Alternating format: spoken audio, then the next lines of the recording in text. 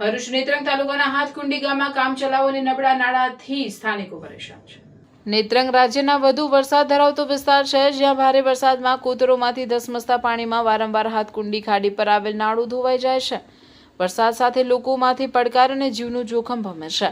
હાથકુંડી અને આસપાસના વિસ્તારના 500 જેટલા લોકો અને શાળાના બાળકો આ નાળાનો અવરજવર માટે ઉપયોગ કરે છે। ચાલુ મહિનાના પહેલા સપ્તાહમાં ભારે વરસાદ બાદ દિવસો સુધી વીજ પોલ આડો મૂકી તેના સહારે અવરજવર કરતા લોકો મજબૂર બન્યા હતા।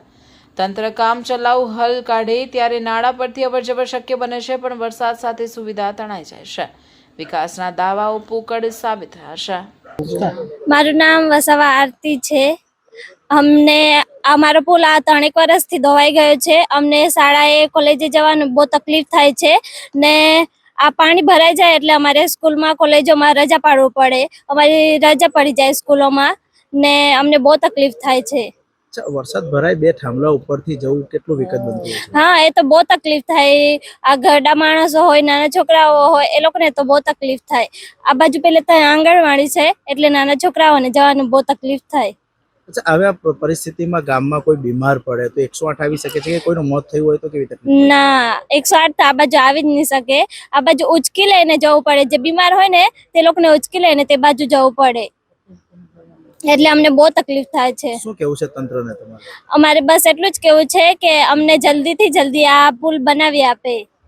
સદેવભાઈ, આ જે હાથાકુંડી ગામ છે એ સ્થાનિકોનું કેવું છે કે છેલ્લા 3-4 વર્ષથી આ જે નાળું છે એ વારંવાર દર વરસાદે ધોવાઈ જાય છે।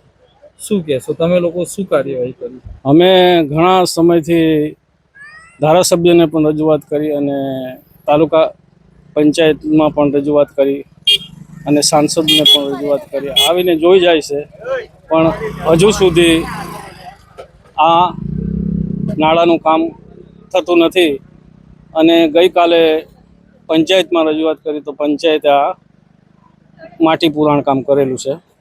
આ માટી પુરાણ કેટલા દિવસ ચાલશે? આ તો વરસાદ પડશે એટલે પાછું ધોવાઈ જશે, પણ અહીંના ગામ લોકોનો આ દુઃખદ બાબત છે કે નાના નાના છોકરાઓ નિશાળે જવા માટે કોઈ બીજો રસ્તો નથી એટલે આ પુરાણ કામ કરેલું છે।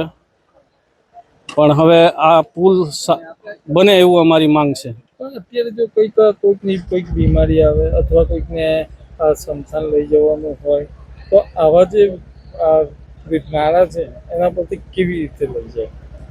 એ તો બહુ દુઃખભરી વાત છે। કાં તો પછી અમારે રાહ જોવી પડે, જ્યારે નદીમાંથી પાણી ઓછું થાય ત્યાર પછી અમારે સ્મશાન જઈ શકાય, પણ કોઈક સમય એવો હોય કે અઠવાડિયા સુધી પણ આ પાણી નહીં જઈ શકે એવું છે। તમે શું રજૂઆત કરો છો તાલુકા પંચાયતમાં? તો આ લોકો કંઈ કામ નથી કરતા। અમે કહીએ છીએ કે ભાઈ હાથાકુંડી આ ફળિયાને તકલીફ છે, માટે તમે આ પુલની વ્યવસ્થા કરો, એવું અમારી માંગણી છે। ના કરશો તો શું કરશો તમે? ના કરશે તો પછી હવે ગમે તે અમારે આગળ જણાવવું પડશે, કાં પછી લોકો આવનાર સમયમાં એનો જવાબ આપી દેશે।